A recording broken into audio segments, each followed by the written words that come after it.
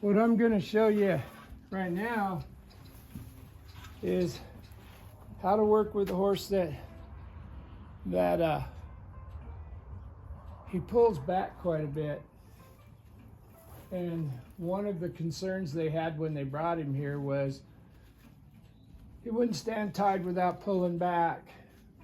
And so what I'm doing here is I'm just trying to get this blind spot that's underneath his chin just a little more dull, if you will.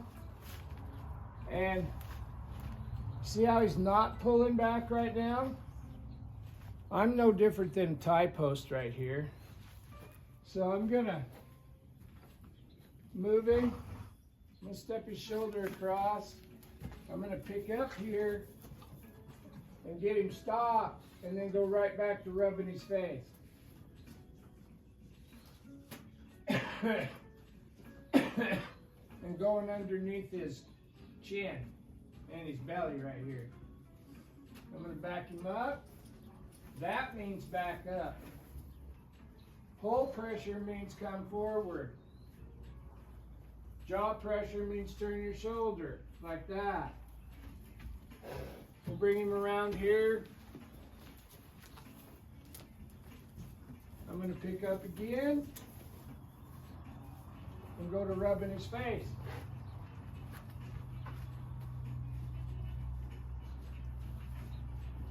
What I'm trying to get him to do is to not be concerned about something in front of his face, like this.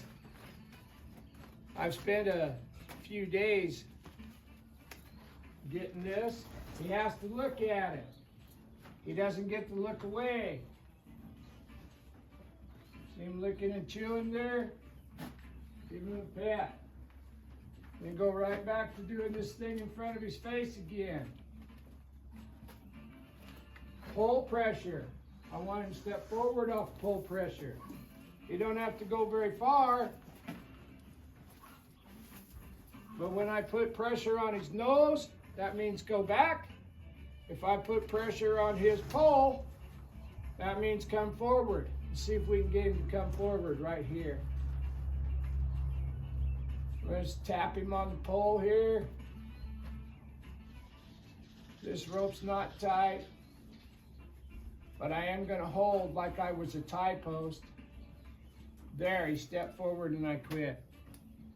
So we're teaching him that if he gets touched here, that means come forward.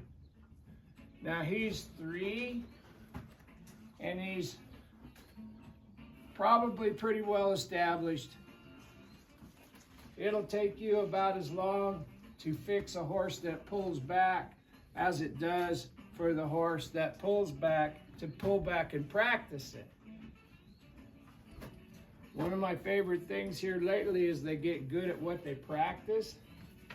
Well, if he's been pulling back for 3 years, we'll be lucky if in 3 years we've got him 100% fixed.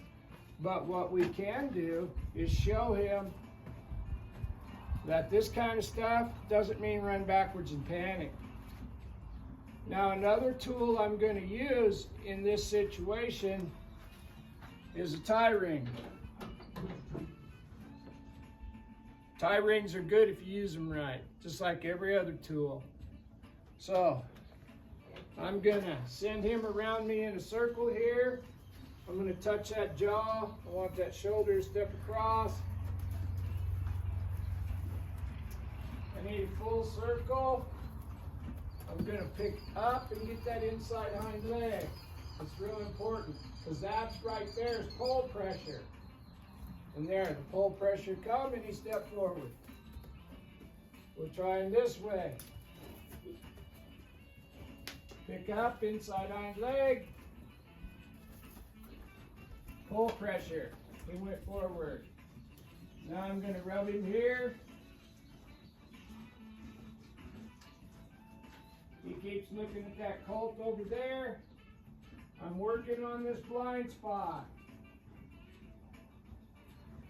Now we're going to try and see what happens. And we'll file the results away and work on the things that aren't solid. Right there's pull pressure. Good. Now he's just set on the easy of the slip ring. Now I'm going to pet him. And that's all I'm going to do while he's tied up is pet him. I'm going to make being tied up a good place. The farrier can trim him so he knows how to stand still. He just doesn't know how to stand still left to his own devices. But I have spent a bunch of time getting up underneath his chin and rubbing his pole. Now I'm going to scratch him on the shoulder and the neck and the jaw. Put my finger in his mouth, touch his tongue, and take it out. Now I'm going to rub him on the other side. If you have a horse that pulls back, the more force that you use just reinforces the fact that being tied up is a bad place. You can't just tie him to an immovable object and let him fight it out and hope he don't get hurt. We have to change the way he thinks about things. If you change the way you look at things, the things you look at will change. He's not getting away for any other reason other than he doesn't feel comfortable standing there. So every day, I tie him up and I rub him all over with this flag or something like that. Now I'm going to go stand over here by this camera and give him a couple of minutes and see if that left and right and inside hind leg is helping us. Right now that rope is telling him to step with his right front foot.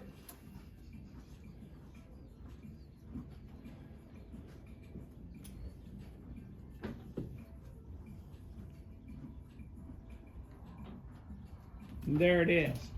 Now it's telling him to move his left hind foot underneath him and bend towards me. That rope is touching his right jaw. It should be telling his face to turn to the left and his left hind leg to step under. Now we'll just wait here and see what he does. That is a correct answer. There's no pressure on his head right now, but it's not the answer to the question of the wall. He needs to step forward, inside hind leg, step back towards me. I got a rubber mat down there so if he paws, it don't make too big a hole. And we do this every day, a couple of times a day, in betwixt working him. Now it's telling him to step this way. This is the lesson of the wall. Whatever I was doing down on the ground next to him with flag and lead rope, that wall is copying that with perfect feel and timing. Now he should be standing still. This is pull pressure. We worked on pull pressure just a little bit at the start of this video. There he stepped forward. Now he needs to step towards me and move his left hind leg under. Now he's got pull pressure. Now we've spent a few days with him teaching him that pull pressure means come forward. There's that left hind leg. There it is again. Now he has no pressure on him whatsoever. That's the answer to the question of the wall. Now if he steps too far towards me, that rope will tell him to reverse.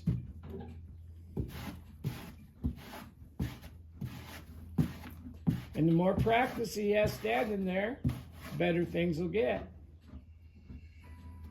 I need his right hind. Step towards the wall. Left hind, step towards the wall. Right hind, step towards the wall. That's exactly the same thing as the groundwork exercise that we do down here on the ground when we do a circle and change directions.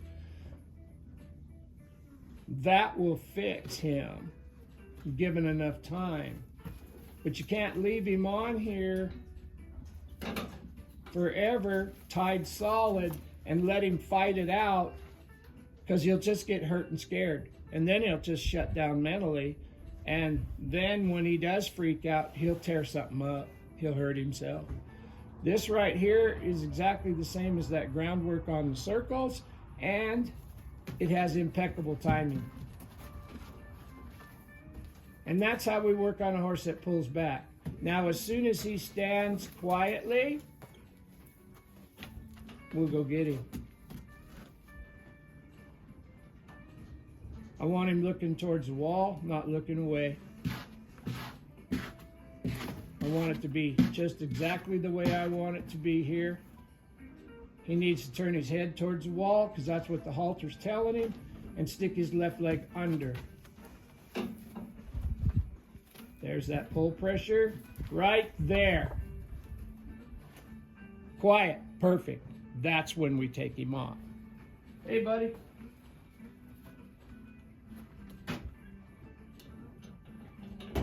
And that's how we work with horses that pull back pretty bad. I only have this horse for a short while. We'll take him as far as we can. But like every habit that's not really good, the more time they've had to practice that bad habit, the more established it becomes. It almost takes as long to fix something as it did for them to practice it. If this horse been pulling back for 3 years, it might take 3 years to fix him. And then there are people that say once they've ever pulled back, they'll always pull back. I don't buy into that, but I use these techniques to get them to change their mind about being tied up. He's not forced to stay there. When he stayed there and acted the way I wanted him to act, we took him off. Just a thought. Bye.